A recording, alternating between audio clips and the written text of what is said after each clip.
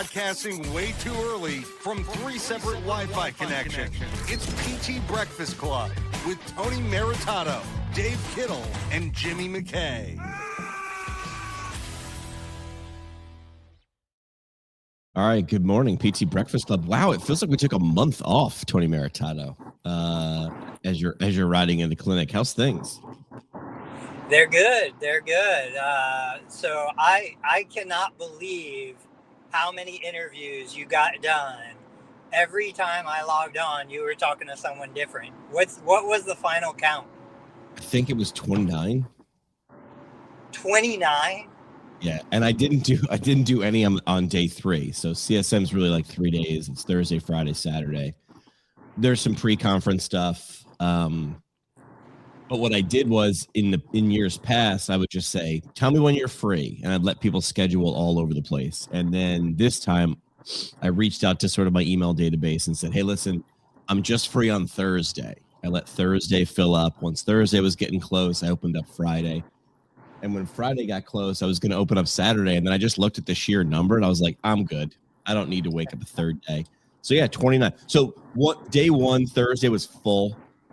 I don't know, maybe 6-7 hours back to back. The next day was like 3/4 of a day. And then Saturday, I walked around and I just looked at things and talked to people and didn't have to carry a microphone or a camera, any of that stuff. So, I mean, you can still hear it. I'm burnt. I mean, and I flew home. I got home I got home Monday at 1 or 2 in the morning. So, I mean, I've been home for 24 hours and I'm crushed.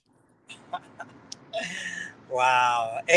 What were the big takeaways for you? You know, I think I said this in the Facebook group, which is things show up. Everybody is aghast online. Like AI shows up and we talk about that ad nauseum. Uh-huh. The topics for CSM or any conference like this have to be turned in like 9 months ahead of time, just due to logistics and all those different things. And that's some things people might not understand. I don't understand why that is. Like, why are so many of these things still operating like it's 1972? I don't know. The timelines are ridiculous. I mean, I understand it based on, because some people are judging if they're coming based on if they get picked or not, because then work will pay for it or not. So I get that. I still lean back into take an event like there's an event called Technopalooza, which is put on by the Academy of Leadership and Innovation. Essentially, you know me. I break everything down into like what is it like, and it's Antique Roadshow, but for technology and healthcare. So they set up a room with 30 tables in a circle, and then they let technology, people selling technology or producing technology or trying to get funded for technology, bring out your wares. It's a flea market for technology, right? And I think that's great. Yeah. And a lot of that stuff needs to be seen and felt and touched. It's a children's touch and play museum. I still think, though, with the rate of innovation and the rate of technology, why isn't that at the very least a monthly live stream where two companies can do a Zoom or a live stream talking about what they do? Do Shark Tank, but do it every month. Like, I don't know if you want to wait 12 months to talk about innovation. That stage, mathematically, even with, I think the number was 16,000 PTs this year, 16,000 people this year at CSM. 16,000 out of 300,000 physical therapists in the U.S. alone. That's a fraction of the people. I know it feels big while you're there, and it is. There are just I mean, if you had a choice, who do you want to sell to? Everybody at CSM or everybody not at CSM? And you know the answer. The answer is not. So I'm not saying don't do things at a conference. I'm saying don't only, in my opinion, don't only do things at a conference. Just what Larry Benz was saying in his article. Oh, I got to email him back. He wants to do a live stream about the article. We co-wrote together. He wrote most of it, and I got to chime in like a radio sidekick, which I was happy to do. I was just like, he had this like all structured. I was like, yeah. And what about this? I just got to drop one-liners, but you saw that what he was talking about in that article everywhere, which is organizations are dropping 25, 50, 75, 100K to recruit PT students. And I like the energy, people giving away iPads and iPods and stress balls and pens and things like that. That's great. And then my question is, all right, it's Tuesday the 17th. What do you do? You wait 11 and a half months before you do it again? Of course not. Then how are you showing up outside of Indeed? Because those are Indeed. That's the table. It's table stakes, right? So it's the same stuff, just different. Right. Have you been to one? All right. Have you been to a I've never CSM? gone. No, I've never been. Next year, it's in Philly. So it's a short flight or a medium drive for you. I would love to hear what your take, because you've been to PPS. Yeah, it was nice. I like it. I mean, if I didn't have the media stuff that I do, there's no way I would have gone. I don't feel like there's any reason for me to go to any of those kinds of things if I didn't want a chance to meet people in person. Right. So there was a TikTok video where the therapist was like, "What are we doing? Why are we doing this?" And, he brought up a bunch of good points. It's like, you've got a bunch of PTs talking to each other. It's networking, which you've said you're getting there. You're going to be there. It's connecting with people, but then connecting with people to do what? Right. You're standing around all yelling about the same things, and the people who are doing the problem solving are out doing the problem solving. So remember that book I brought up, 6 Types of Working Genius? One of the activities is what's called galvanizing. It's like getting everybody together. Hey, everybody, we got to go over here and do this. We're going to go down here and we're going to do this, and then we're going to accomplish this. The more I dug into it, I thought I would have been good at galvanizing because I'm the rah-rah guy, but that stuff's exhausting because I don't like getting people together. I like being together. But then what's the point? What are we doing here? You feel like the people at the protest. What do we want? Change. When do we want it? Now. What are we willing to do to get it? Chant the same chant over and over. I thought we were doing it. We're chanting for change. Right. It's like, nah, man, you got to go to the uncomfortable part and you got to risk some stuff. Decent amounts of clinical information. I don't go to that. I mean, you could cheat. You could just go to APTA's CSM website and take a look at what all the topics are. I think by next year, their conference app, will obviously have AI integrated. So you can put in a profile like, I'm Tony, I'm a practice owner. These are the patients I see. And then hit enter, and it'll come up with your suggested conference. Okay, based on what you told me, you should see on Thursday, you should go to these 3 sessions. On Friday, you should go to these 3. On Saturday, you should go to these 3. And that'll create the conference for you. That's my guess anyway. What was the general take on AI? I don't know. I might have been the worst person to ask because I wasn't in the conference rooms. I was standing there talking to 29 different people. Yeah. I think the people that are playing with it every single day are the ones that are going to be smartest with it. Just the ones that are batting it around like a kitten with a ball of yarn are going to be the ones that figure it out, because they're going to be able to suss out the companies that don't have their stuff together and the ones that do, the ones that really save you time and money, and the ones that don't. Luck favors the people that play with stuff. Yeah. Were there any takeaways, like any of the interviews you did or people you spoke to, that you didn't expect what they were saying, or you got a new perspective? Yeah. I mean, there were a lot of AI sessions. I didn't get to go to them. So again, I might be the worst person to ask. Things that Not I'm even just AI, about, I just mean in general. Yeah. Things that I was shocked about. Yeah. Well, the APT, again, it's talk right now, but APTA has said our new strategic plan is, or our focus of the organization. Usually you have 3 focuses. Right. Number 1 for APTA going forward is reimbursement. Number 2, I don't even remember what they said because they talked about how important reimbursement was so long. So like, they're like, number one is reimbursement. Number two is 60 miles that way, and we're not even going to get to it. They're just like, if we're not improving or working on reimbursement, we know we've lost the room.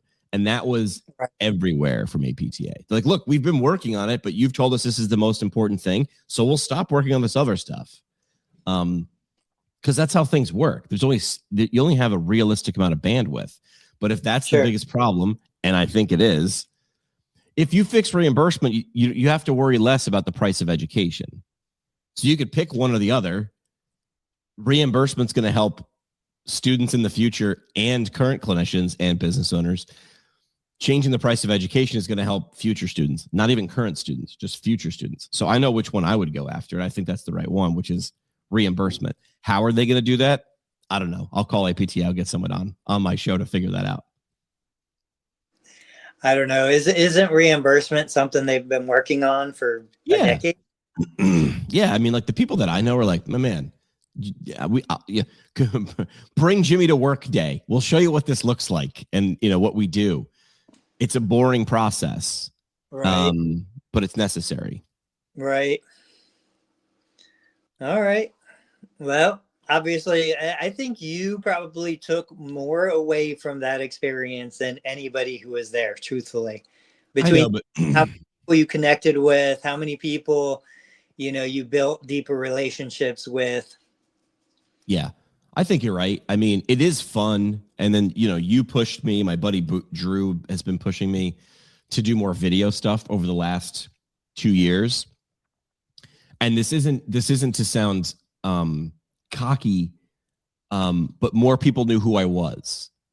Right. And what I want people to take away from that is, I want those people in your community to know who you are. So I need you to turn the phone around, and I need you to look into it.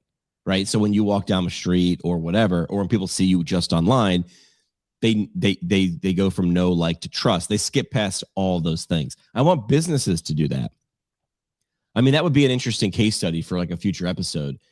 Somebody brought this up and said, Tim Cook has more followers than Apple. And I'm like, that can't be true. And then I went and looked, and it was.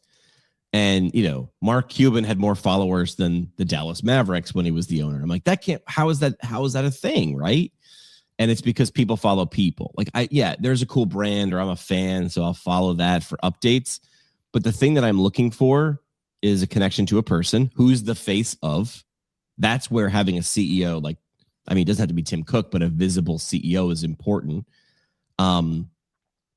So if you're looking to move the needle, you should be the CEO of your brand. You should be the face of your brand. It shouldn't be a logo. And for me, for the longest time, I've always pushed the guests. Like, everything has been the guest, but they're not consistent enough. Yeah. So have the guest, but you've got to have something somebody record. That's why it's called an anchor, like a news anchor. You're the thing that holds it down and holds it still, and then other things can move around it. So that was the one thing I noticed is I would on purpose walk through the hotel bar just to see who I saw. I just want to see who's talking to who, right? Yeah. And then who sees who. It's the same 86% people from year to year. 86% of the people are the same. I don't know. Right. I made that statistic up. And then you see like a new, 14% of people showing up, and you're like, okay, that person is, you can spot that person because that person has this look on their face. Yeah. Bright-eyed, mouth open, looking around. Still majority students, which still amazes me. Yeah. I went as a third-year student, but I don't think any of my classmates did. So what are the students doing there? I think they're trying to figure it out, and they figured that a big group of people who have it figured out, and I'm using air quotes, have it figured out. Let's go bumpability. So they go there looking for answers.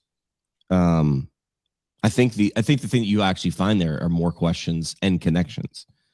The answers still aren't there. The answers are later. So if you want to connect with someone, that's a good spot. So is LinkedIn. Right. So is reaching out to 5 people in the city you're in or the city you want to be in. Did anyone else do the kind of media push that you did? I don't think so. Not that I saw. I mean, U.S. Physical Therapy was nice. I contacted them maybe 2 months before CSM and said, hey, I want to do this big. I mean, I pitched them the moon. Yeah. think I even pitched them. You and Dave going. Uh-huh. They'd have to pay for it. And I was like, but I shot the moon and I was going to be okay with nothing. Right. Yeah. And they were like, what do you need? And what does this bring us? Because again, I'm talking to a recruiter, right? Who, and they're linear thinkers because they not linear thinkers, but they're targeted thinkers because they have to be. They're like, I have to roll in and get this number of badge scans. How do we get people? They're looking at this like Maverick and Top Gun in that bar. It's a target-rich environment. Like this bar is the only field of battle that matters. We don't care. Nothing exists outside that room. Where I look at it as this room is where things are happening. The field of battle for me is everywhere but here. Yeah. That's why I didn't just record. I went live, and I was sort of checking the video to make sure it wasn't grainy, but I was on conference Wi-Fi, and I might have got connected to a secret Wi-Fi account that maybe everybody didn't have access to give me a little bit of a boost in speed to make sure my connection was a little better. But that's how I look at it as is like, what are we doing here that's going to touch people not here? Because the number of people not here is infinitely larger than the people in the room. But I get it. They're right there. And there's that person. And I've got a real connection. And look at this eye contact. Oh, we're getting somewhere. I get it. I'm not saying don't do this. I'm saying don't only do this. Because then if you look at these brands in a week, they're silent. Or I did make the conscious decision a few years ago. I was like, man, when I listen to my CSM episodes, all I talk about is the conference. And again, it's like talking about a baseball game 2 weeks later. It's like no one cares. Yeah. So for me, it was like, I'm talking to you here. Thank you. But talk about it's the ideas that aren't here. We're not talking about, ooh, look at that. Like, but I was caught up in that in the first couple of years I was at CSM. I was like, look, this is where the magic happens. I think APTA made a bigger push to do stuff. They're sharing more. That's good. But nobody was doing. I mean, in the center of the expo hall, they have like APTA's pavilion, right? So, you've got booths up and down, but APTA is like, we have this area, and around it are like orthopedics, geriatrics, they all get their own table, right? Foundation for Physical Therapy Research. Everything in like the APTA solar system, they're next to each other with sort of a town hall in the middle. White carpet, right? It's different than everything else. Like it definitely sets the tone. The APTA store, so you could buy your coffee mug and everything like that. My mind, damn, we need to drop a sports center desk down. Yeah. Cameras. It's the red carpet, right? I told you I got a buddy who works for Yahoo, worked with him in radio. He does Emmys, Grammys, Oscars, Tonys. Like this guy's the entertainment reporter. And just watching him in a red carpet, I'm like, that's the answer. Just steal. You don't have to reinvent the wheel. It's either a news broadcast or it's a social event broadcast. That's what I would do. I would do a small stage with a sports center desk, and who we talking to next? We're going live in 10. Right. Awesome. I am encouraged by states and academies now leaning into their own events and trying to make those bigger. So like, state of California, a lot of states have always done it. I'm going to one in Ohio. Yeah. In April. A lot of them are doing it now or doing bigger ones because we're coming up on like these big celebration years. Like APTA Ohio is celebrating 75 years of being an association. I know Illinois is the same. So now you're going to see APTA just turned 100 when the APTA was founded 25 years later. Oh, let's do state associations. So now you're seeing the 75th anniversary for all these states. And I think that's a great opportunity. I keep seeing them, a lot of them doing the same things though. We're going to throw a party. And I'm like, that's cool for the top 10% who can afford or want to go to a party to celebrate a thing they may or may not be attached to. So it's a party for all the people who are on the board, right? And then hopefully they're like, why don't more people want to come? Because there's no connection to you. And why isn't there a connection to you? Because you don't talk to them, except for, did you hear this? And maybe we've talked about this before, but difference between telling stories and storytelling? No. Most organizations tell stories. Our advocacy team is going to the Hill. That's telling a story, right? It's like telling you what I'm doing and what I did. A laundry list. That's what most newsletters are. Most newsletters aren't news. They're an operational update. Most Instagram posts from organizations aren't news. They're not storytelling. They're telling stories. Look at these pictures. Right. Everybody downloaded CapCut 3 years ago. Everybody takes 100 pictures. Everybody puts it into a thing and remixes it, and that's their breakdown. And the people watching it, there's no story there. It's a bunch of people I may or may not know set to some dope music. Cool. And that gets some views, so people think it works. But it doesn't, because what's the goal? Be seen or show what's going on and storytell. And storytelling, my friends, even with AI, takes a lot of freaking effort. Listen to my voice. I'm 48 hours later, and I used to be a professional at this. Yeah. I'm burnt. I am burnt. What did you see in your analytics? You showed me YouTube. Yeah. So I was asking you, I was showing you like the last 30 days, and I'll bring them up on screen. So I was showing you the last month, and I was seeing a lot of spikes towards the left, which means 2, 3, 4 weeks ago. I was expecting to see, I saw more impressions, which means more people walking by the store and glancing into the window. Yeah. I didn't necessarily see, not yet anyway, because sometimes the statistics are a little delayed, 2, 3 days. So I'll look again. I didn't see a giant spike in watch time or views. I saw impressions. So impressions would be super superficial. Views is a little deeper. That's people walking into the store. And then watch time is how long people come into the store. I on purpose made all these interviews. In the past, I'd just be like, come by the booth, let's talk. I was like super open-ended because I was under the impression of sort of what the Washington Post was 30 years ago. 10,000 words is a better article than 3,000 words. And now because of organizations like Politico or Axios, the answer is actually the inverse. It's like, can you get to the point faster? Yeah. Great. Can you get me all that information in a tenth of the words? That's better, and people value that. So I was doing 10 and 15-minute interviews at most. I'm like, give me the gist, and if there's more meat on the bone, we'll talk in a week. We'll do it because that time was my biggest asset that I paid for. So I was doing, again, 29 episodes or 29 interviews, 10 to 15 minutes a pop at most. What about your Facebook analytics, though? You showed me YouTube. I mean, the problem with YouTube is it's really hard to get therapists to watch stuff on YouTube, but I'm curious about Facebook. Well, I can take a look. Yeah, because I mean, why? Because YouTube isn't really a social platform. I don't know. I've just never had much experience. My Medicare channel's always been like 10 or 12,000 views, where I could get that in a day on Facebook for the same topics. Yeah, I mean, you can see. I mean, I'm just an amateur at reading this, but definitely a spike.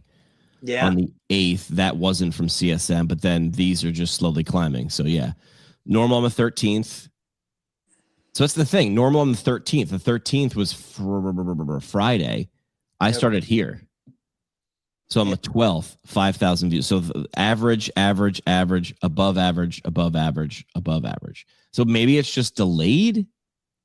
And those are views. What else can I look at? Engagement. It went down. But that could just be one engaging reel. Yeah. That causes a huge spike, right? Net followers went up. Nice. That went up 1,000% over the last month, which I've put more effort into Facebook because you're putting more effort into Facebook. Just see if I get the same result. Yeah. Over the same time period. So total followers, engagement, they'll give me a couple metrics. I don't know. Yeah, it doesn't look. Yeah, I mean, normal spike yesterday and the day before when I left. But maybe that's how long it takes people to react. I don't know. Yeah, and I would think Facebook now is as they get enough information to see who's watching, then they can push it and put it in front of the right people later. Right. Who are going to watch it. Yeah. So, yeah. I tuned into a bunch. I commented, but I'm in the middle of patient care. So I watched 20 seconds and then I get away from it. Which also I have to make sure I understand, right? Doing this stuff during the day. I used to, 4 or 5 years ago, I would do all my interviews once going live was a thing, and easy enough to do. I would only do interviews at 6, 7 o'clock at night on the East Coast. Yeah. And I saw no increase in engagement whatsoever. I did see a decrease in engagement in my social life because there I am sitting there at 6, 7 o'clock at night. I'd have to like either do something and run home to interview someone, which sucks, or cut the night short, which sucks. So I stopped doing that. What I started doing was recording things and then using the program we're using here, StreamYard, and more programs will do it than this. It'll go live later. Yeah. So if I've got like 3 interviews I got to do today, I don't know if I'll live stream them, but I'll record them and then StreamYard will then make it act. It's live. The term in broadcast is live to tape. So it is live. I'm not really editing anything. It's just going to come out later. It's like, the first time I realized David Letterman, when he walked outside his studio to do something weird on the street, I'm like, it's 11 o'clock at night. How is it light out in Manhattan? It's like, dude, that show filmed at noon. I'm like, oh, got it. Didn't understand that. Recorded live to tape. So real quick, you mentioned Larry Benz. Yeah. He had, and I don't remember much of it, but he had talked about an accelerated DPT program going to 5 years, 3 years undergrad, I think. And did you guys talk about that at all when you talked or worked with him? We haven't yet. Well, we did. No, sorry, we did a little bit when I had him and Tim Flynn and John Childs on there. I mean, there are programs that do 3 and 3. Yeah. All they're saying is like, guys, there's some stuff we can get rid of, right? I mean, I remember the first time, shout out to Andrew Guccione, who many people probably don't know, but he's an interesting dude in academics. And I had just met him when I was a student. But again, I'm a second career student. And this guy, Andrew Guccione, was just walking around, and his favorite term was bloat. Yeah. He's like, there's just stuff in here that doesn't need to be here. And that was coming from an academic. He was like, yes, let's get all the stuff that doesn't need to be here, and let's spend more time working on stuff that does need to be here. And then when we look at the bottom, when the nuts and bolts shake out, does it need even a 3 and I think Sacred Heart is a 3 and 3. What they're saying is a 3 and 2. Yeah. So they're saying in 5 years, you'll get a bachelor's degree and a doctorate, but you've got to know what you're doing. You got to know you're doing that when you walk in, which is fine. Cause I get DM'd from so many, I get DM'd from high school students. Cause now they're like, what do I do with my life? And their life is online. So they Google physical therapy and they wind up with me talking in circles. And they're like, all right, you're the authority. I'm like, well, first of all, no, I'm not.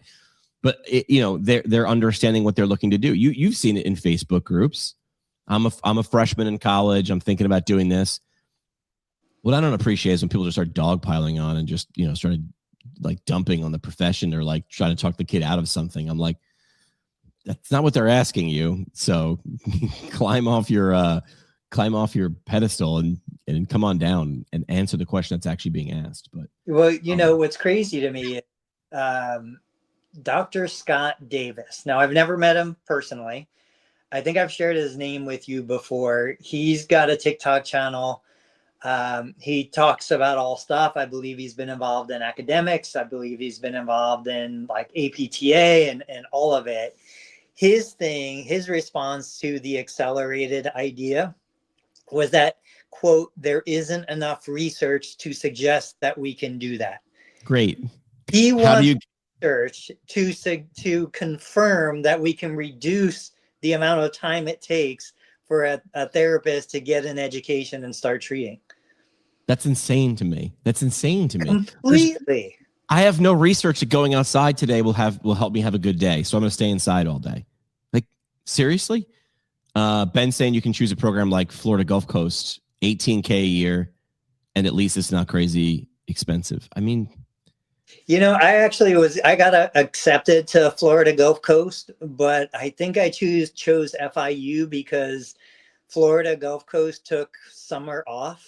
And so I could go through FIU and get out 6 months quicker. So you saw what that would. More people and programs push towards a cash base, the more you question why you need the degree at all. Yeah, 100%. We've said this, you've said this before. And as soon as you said it, I was like, yeah, it's like, I know it protects the public. I'm like, okay, take objectively and subjectively the best physical therapist. I know there's no such thing. Let's pretend there is the Captain America of PT. This person, everything they do is right. It's evidence-based. Patients love them. Everything's great. This is Captain America plus Superman, right? Perfect. We yank their license away from them for no reason. We just take it away. Are they not exactly who they were 3 minutes before that? Right. Are they not? They can't bill insurance. Okay. But people will still go out of their way to seek that person. They still follow all the evidence. That's the thing. They can't bill insurance. The reason I got my physical therapy degree was so I can bill insurance. Right. I promise you, I did not know less. I was already a business owner. I was already involved. So it's like, the thing is now once insurance is going to zero, what is the actual benefit of having a DPT? What is the benefit of having the license? What if you took 7 years, 5 years, 200,000 in, investment, and you went and followed the best clinicians out in the real world, but not even just clinicians, best strength coaches, best massage therapists, best chiropractors, and you said, hey, I'll pay you $20,000. Let me just be your shadow for, 3 months. Let me learn everything that you do, why you do it, how you do it. And like, you would be phenomenal. I saw Mike Reinhold for the first time in person. It was the first time I met him. It's just kind of cool when you walk by and they're like sitting at the bar. But like, imagine that. You got someone like Mike Reinhold who you can't Google something really in sports PT without landing on his page. He's been doing live streams for close to a decade. Right.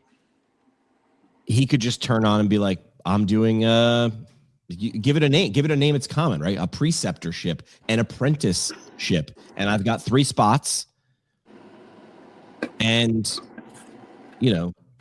it costs this, or you work, or it's like how it is with a residency or a fellowship. Come in with a kinesiology degree or a biomechanics degree. Jason's saying, wasn't there someone from the CSP? That's the UK's APTAC, Chartered Society of Physical Therapists. There was. I didn't bump into them. UK degrees have been 4 years forever.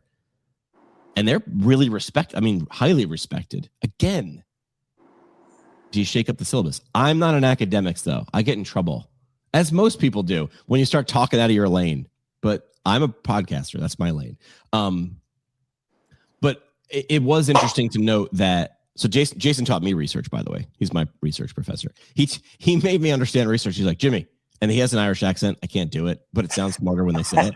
He's like, you just got to figure out, what are they saying? So what? What does it matter? Now what? What are we going to do? Was it going to change anything? So I was like, oh, like once you broke it down to what, so what, now what? I was like, oh, I got this.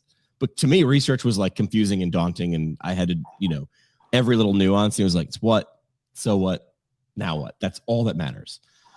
I think looking outside is probably a great idea. I mean, Jason was trained overseas in Ireland. Someone else is probably doing it more efficient. In the US, we definitely do things bigger, louder, and more expensive. We are very, very good at bigger, louder, more expensive. We're very good at that. I got a chance to talk to some people from World Physiotherapy. I found out about them during PT school. So if APTA is it's the United Nations. It's like there's a delegation from, I think, 129 countries.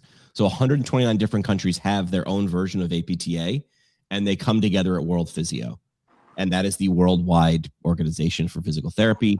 They have a congress every 2 years, and they're going to Guadalajara in 27. So maybe we have the Sports Center desk in Guadalajara. Maybe we do an international event before we do an American event. I don't know.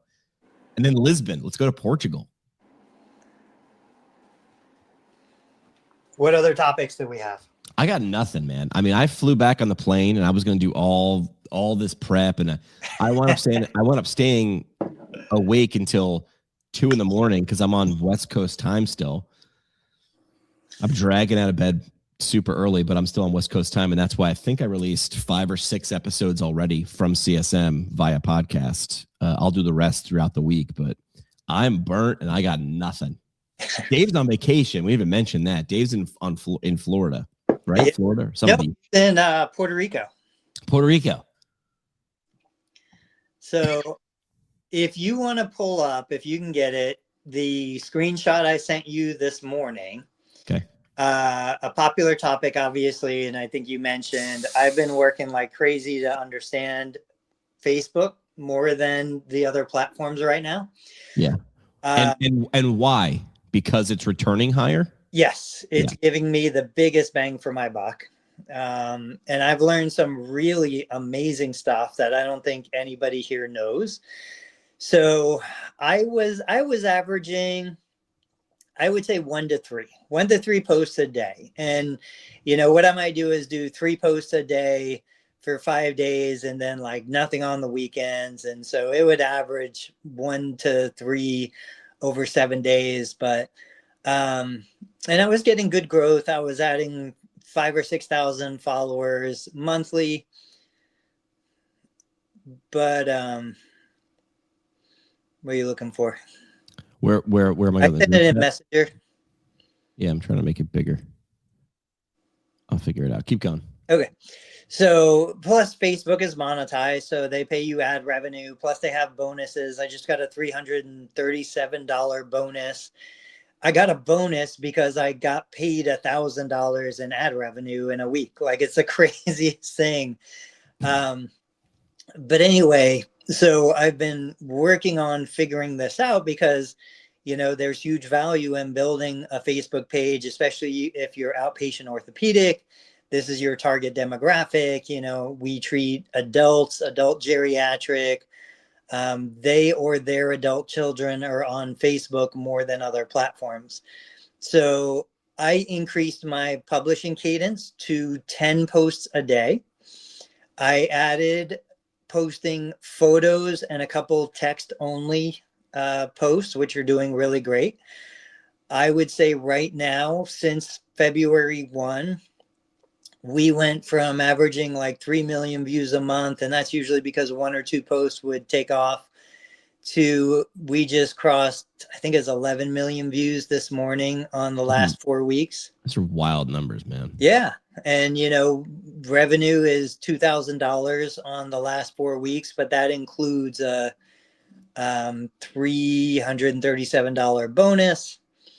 So no big deal. Don't worry about it. And like I said, we are gaining between 5,000 and 7,000 followers monthly. So I think we just crossed 60,000 followers. For reference, January 2025, we were at about 2,000 followers. So just over a year now, a year and 2 months. How many things that you've created are amazing? None of it. But here's the thing. This is what I am still scared to fully embrace this. So I use AI. I use ChatGPT. I go back and forth. I take screenshots of my analytics. I put it into ChatGPT. I say, hey, give me some help analyzing this. Help me develop kind of a strategy. And one of the things that ChatGPT continues to say is republish your old content. Yeah. And I was like, well, wait a minute. What about duplicate content?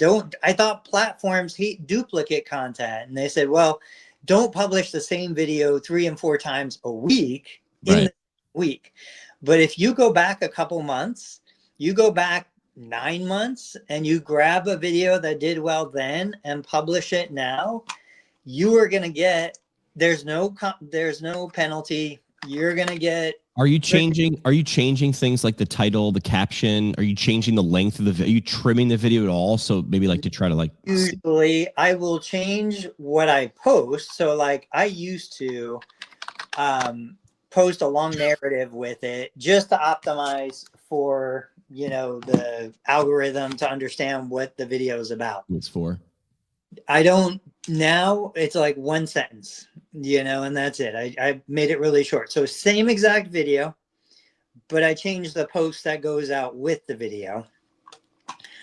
I'm going to see if I can come in here on my desktop And I mean, I went back. So what I do is I go into Meta, I go back, there we go.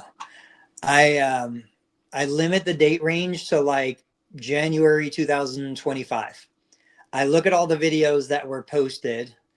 And then from there, I pick the ones that did well. I pick the ones that I want to repost. I download them because you can download them.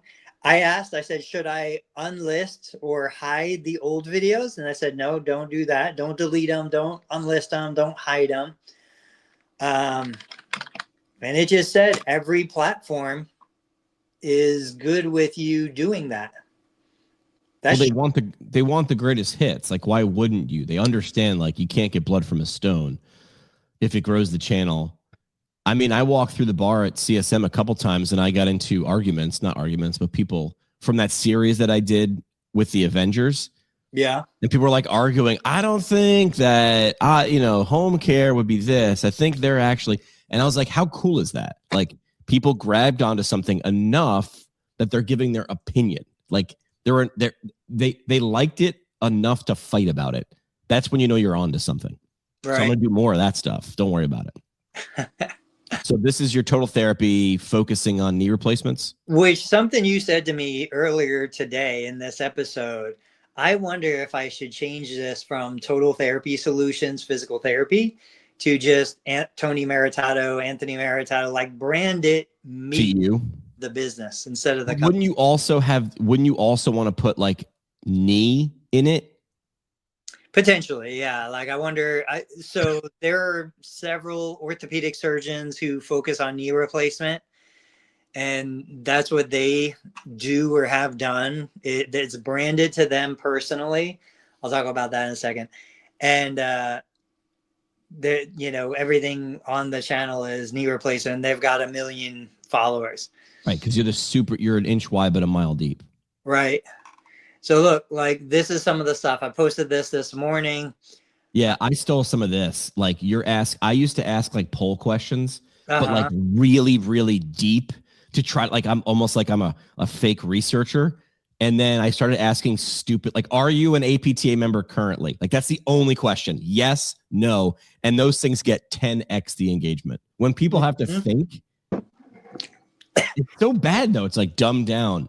But I'm not dumbing it down, just making it simpler. I just wanted, like, because I'm like, what am I actually asking for? What am I solving for? Right. So here is February 1st. This is when I started going to 10 posts a day. The numbers went from 375,000 views up to 780,000 views. Can you zoom out even more? Can you show the last 60 days? Yeah. 60 or 90? Yeah, I'll go to 90. I feel like, yeah. So this is where you could see, like, before it was a spike from one post. Post. And then it would drop back down, Now we've got a lot more blue under that line than we did before. Right. That you? Yeah. Sorry. And then I'll just show you guys a couple that I think are really interesting.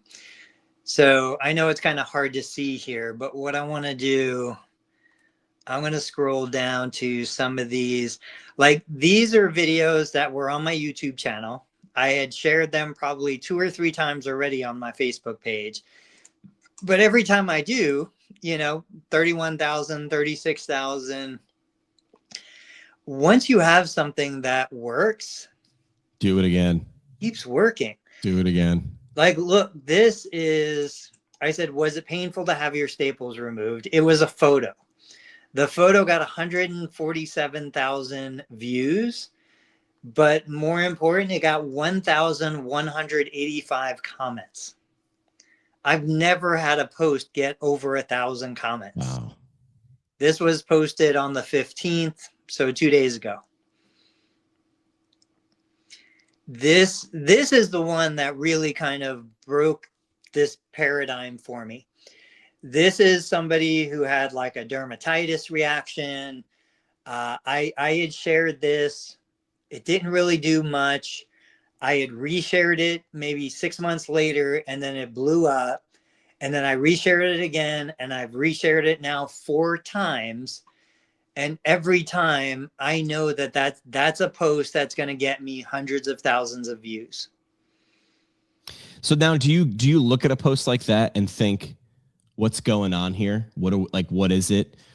People, I guess you got to pay attention to your audience. It's people who've gone through it, are going through it, or are about to go through it. It's before, during, and after. The people before want to know, is that normal?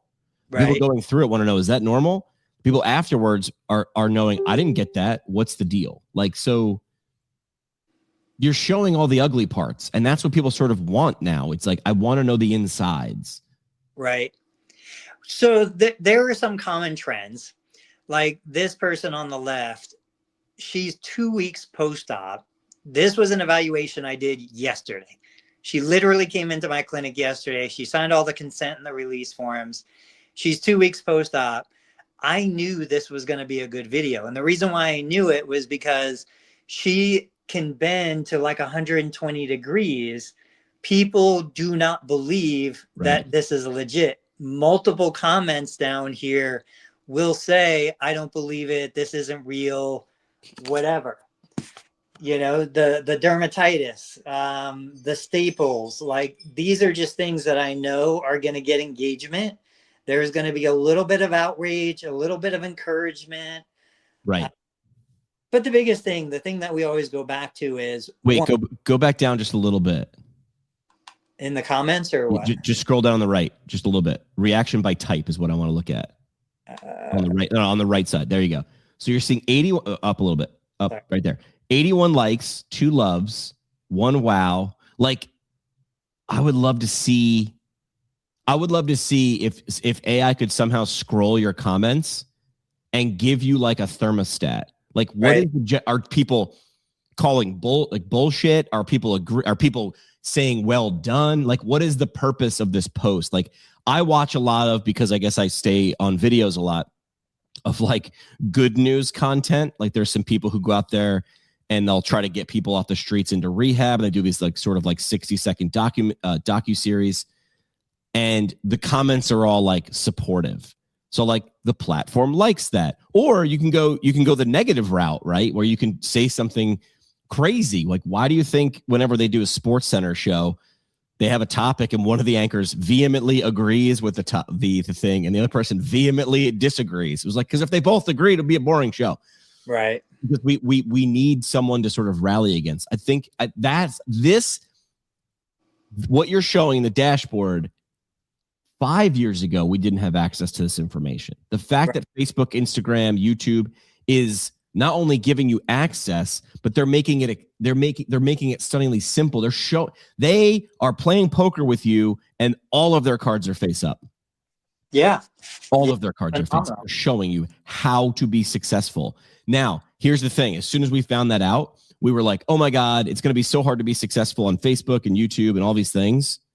It still requires effort. Right. And most people aren't going to do it. Do you know how many people I had go ahead. Pull that back up. So it's hard for people to see, but at the bottom of the screen, this is from the last 4 weeks. That dermatitis post that I shared February 15th, it has earned $107. How long did it take you to film that video? So, and you know this, but for people watching, literally what you are seeing is what I'm doing in the clinic. I'm just holding the phone and recording all day. When I have a good case, I pull out my phone, I hit record. The evaluation from yesterday, that was, I thought I saw it, but anyway, that it doesn't take me quote time. And then once I have the video on my phone, then I just publish it. Right. But you have so many different brands. Now we'll tie it up with a bow with CSM. And I'm not against this, but they're doing like TikTok trends now on Instagram, right? Like they're doing the getting ready with me. Follow me and my staff as we leave our houses across the country to come to CSM. That's telling stories. That's not storytelling. Showing someone's knee that they've gone through the surgery that your mom or you are about to go through, that's more storytelling. I watched a movie on the way back on the flight. It was called Civil War. It was Kirsten Dunst. She was like the U.S. was in Civil War, and she was a wartime photographer. So her whole thing was like, you got to get the picture, man. Like you need the nitty. Like no one's posing in a war zone. Why are those pictures more valuable? Because no one can get it. You're showing the stuff that no one can get. That's the spoiler. Is like every clinic in the country. It's so normal and mundane to you. It's not normal and mundane to the tens of thousands of people who want to know what that looks like. Like right. It just isn't, right? Like whatever your weird is, show it off, because most people, it is not normal. It's normal. It's your everyday. It's not every day for everybody else. Tim Reynolds. I'll find his account in a second. Just like an extroverted, good. He's got a great radio voice. He's a professor at Ithaca, Go Bombers. And his students were like, you should do a TikTok. You should do a TikTok. And now he's got a bajillion. And just for the show's reference, anything over 10,000 to Jimmy is a bajillion. So it's just 5 digits. It's a million. It's a bajillion. And he's just anatomy and physiology questions, lessons that are all 22 seconds long. And it's sort of, is it for PT students? Kind of. Kinesiology students? Yeah. People who like to answer trivia? Also, yes. Like, and he does it, his simple is stunningly, stupidly simple. It's just question. He's got like 4 or 5 different formats, and then he just puts different things through the formats. So those are some of the newer ones that I've been doing. I'll get ChatGPT or Gemini to generate an AI image. It could be an illustration or it could be a photorealistic image. And like I'll do somebody walking down the stairs. It'll show a walker at the bottom, it'll show a walker at the top, and I'll ask the question, did you have 2 walkers, one for upstairs, one for downstairs, after you were discharged from knee replacement? Or I'll ask the question, do you remember what the therapist told you about how to go up the stairs, up with the good, down with the bad? Like I'll find those things that every therapist says. I'll find those things that therapist or patients always kind of latch onto. I'll ask those questions and I'll get 300 comments, because that's what people want. They want to show what they know. And, I'll ask questions about the anatomy of the knee. I'll ask questions. People just love that stuff. He didn't have a bajillion. He has half a bajillion. He's got 566,000 people. Wow. Don't even call them followers. Call them people who like when he shows up, they get excited. Yeah. Right? They like. Look, he's quizzing people about anatomy and physiology and strength and conditioning principles, and people dig it. But how, like, look at the view count on his anatomy quiz, true false edition. Everything's 5 figures and 6 figures and up. Dude doesn't miss. He understands the audience and he doesn't overthink it. The parallel, I used to get yelled at. I can't believe you play a good radio station. Gosh, now I'm starting to forget because it's been so long. The station that I was on, we had a library at any one moment. We were like 300 to 500 songs, and people were like, but there's 1,000 great songs. People want to hear what they know. Yeah. Just they do. There was a format 15 years ago called Jack FM, and it was like, we're going to play everything from the 90s. The crappy songs, there's no genre. It was just the fact that it was in the 90s, and it wowed everybody for 20 minutes. Because after that, you were like, okay, I need, again, sushi's probably one of the most popular dishes on the planet. So therefore, if you run McDonald's in the United States, why aren't you serving sushi? Because it's popular. Yeah. That's not what we do here. So Tim understands, full episode coming from him, by the way. Tim understands what he's good at. Not even what he's good at and what he likes. I think I said in the interview, how do you know what to post? He was like, well, I don't know. I guess I'm like, because you like it. What's your favorite exercise? What's the best exercise for knee replacement? The one you're going to do. And then I'll figure out how to make it knee replacement-y. Don't worry about that. That's your skill. Not reading a protocol. Not reading a CPG. Look where the world's going. Not anybody can make a CPG, but anybody can download it, run it through AI, and go, all right, CPG that. That part is not skilled anymore. Now, what's interesting about his channel is, and this is what Gary Vee has been saying, We live in a time right now today where he has almost 600,000 followers, and multiple videos are in the six-figure views. Yep. I've got 60,000 followers, but yet I've got multiple videos in the six-figure views. We do not need a channel that has 1 million followers to get high view counts. You can literally start today, get a video that people will actually want to watch. That's the hard part. And you will get 1 million views on that video. It does not matter if you have 0 followers. Look, I'm going to pull back the curtain here, and I don't think Tim would mind. Look at what's on the screen right now. What do you notice? Super basic. This is not a trick. I mean, it is a trick question because it's super basic. Look at this video, this video, this video. Look at this video and this video. Look at this video and this video. He shot them all on the same day. Yeah. Right? There's blue with plaid tie. There's checkered shirt. There's red shirt. There's green shirt. Tim is he's not doing this look at this. 5 in a row with red shirt. He's probably, and we didn't talk about this, maybe we'll have him on the show because I'd love to know his process, not for you to copy, for you to do your own version of it. Right? But what he's saying is he's probably jotting down like, oh, you know what? He's just mimicking his class. While he's going through the semester, he probably taught the same thing the same way 3 years in a row. Then all of a sudden, he thinks of a new way to teach it in class. And he goes, oh, that's novel. Jot that down. Do a video about that later. He's not overthinking it. Anatomy and physiology principles to him are basic. Like it's just what he taught. It's the world he lives. All he does is turns the camera around. I don't think he owns a camera. I think it's just a phone. Yeah. Tony doesn't own a fancy camera. Do you? I do, but I haven't used it. Every single thing. So there's my I have that here. Every single thing I've done in the last 6 months, all on this phone. This phone is a 12 Max Pro.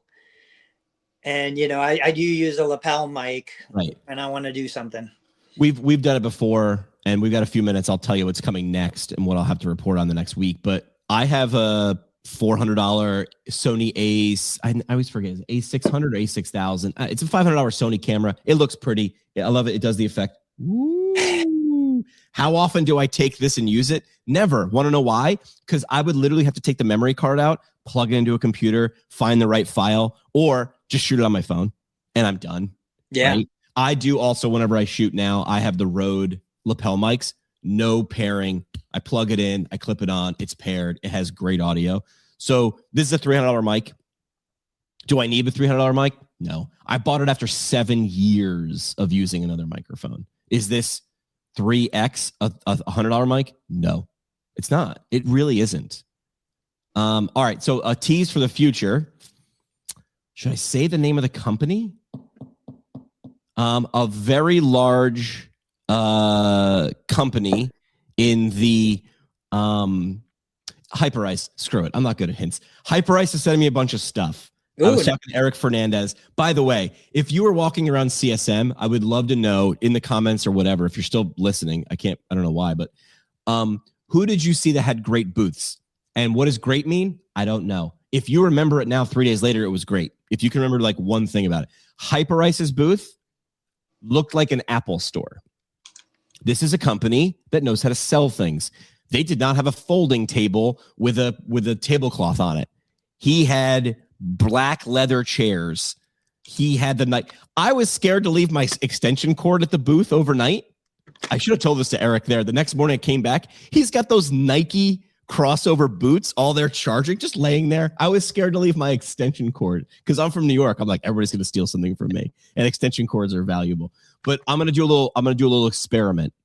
Joseph Lowe also sent me a box of stuff because I'm telling you, I know Gary V, his batting average is pretty high, but it's not invincible, right? We're still not buying monkey NFTs or whatever remember those like ridiculous NFT. I don't know. Maybe that's still the future, but I do still think that live selling is going to be bananas. Sean Harker of Stroops was there too with a booth.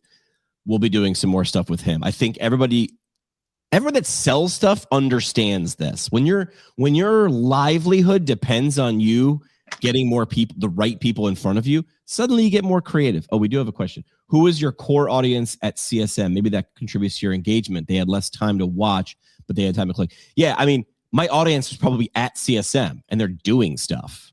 So they're not going to watch a video. It's like it's like being in the stands at a baseball game, watching the game. They're probably not going to do it. So that's probably a good point. So real quick, I just shared the question, who had your favorite booth or who had the best booth at CSM? I put it on my profile and in my group. So we'll see what they say. I'll do the same. What did you say? I'll use the exact same verbiage. What did you say? Best booth? Who had the best booth at CSM? Right. So I want it super open-ended. I'm not going to tell you what best means. We could do a follow-up question the week, like in a day or two later. Who had the best swag, the best giveaway? No joke. Last thing I'll say before parting shots. I was talking to some people from overseas because I talked to people from World Physio. I talked to some people from the UK and Portugal who were there. And they were like, I don't understand that when the expo hall opened, it opened at like 10 o'clock. There were already sessions. They were like, people were lined up outside like it was. The only way I could equate it was like Thanksgiving. It was Black Friday, and people were ready to run. And people ran into the hall. They had their map pulled up. They knew where to go and who had the good stuff. So this is an in-person attention grab. And Gary Vee is saying analog is the next thing. We're not doing virtual happy hours anymore, thank God. We're now doing things in person for better or for worse. Pay attention to that and whatever your version of that. So that'll be my parting shot. Pay attention to which way the world is shifting. We're seeing a shift back to analog. There's only two directions in the pendulum, my friends, right? Bell bottoms were the greatest thing ever, and then they were horrendous, and then they were great again. Now they're horrendous.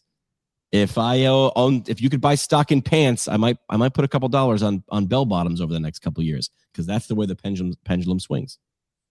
All right, guys, parting shot. If you're not doing social media just for social media, how would $2,000 a month change? Like, it's a mortgage payment. How would it change your life? And all you're doing is capturing the stuff you already do every single day. Yep. Capturing the questions you answer every single day. Yep. And you don't have to hire a full-time person to do it. I mean, you don't have anybody at your clinic. You're doing approximate spend on time per day. I mean, people criticize, but I just do it while the patient's there. For you? Yeah. Ballpark? Nothing. There. I don't know. Like, an hour? Okay, you're my patient. I record that. Then you're doing something. I post that. How do you count that time? You don't really. I mean. Yeah. Yeah. That's it. Okay. All right. We'll be back on Thursday. Maybe Dave will be back. I do expect a full Puerto Rican. He might never come back from play-by-play. Maybe we'll do the whole show in Spanish, and I'll just sit there because I took French in high school. Back on Thursday. We'll. That's it. We're out. Boys, what the hell are you doing? Follow Tony Maritato on YouTube at Total Therapy Solution. Find Dave Kittle at conciergepainrelief.com and on YouTube at The Dave Kittle Show. And follow Jimmy McKay at PT Pinecast on YouTube, the socials, and wherever you binge podcasts you pretend are for CEUs. And hey, just a reminder, none of this was for advice. This was for entertainment only. Our lawyers say that counts. Thanks, Keith.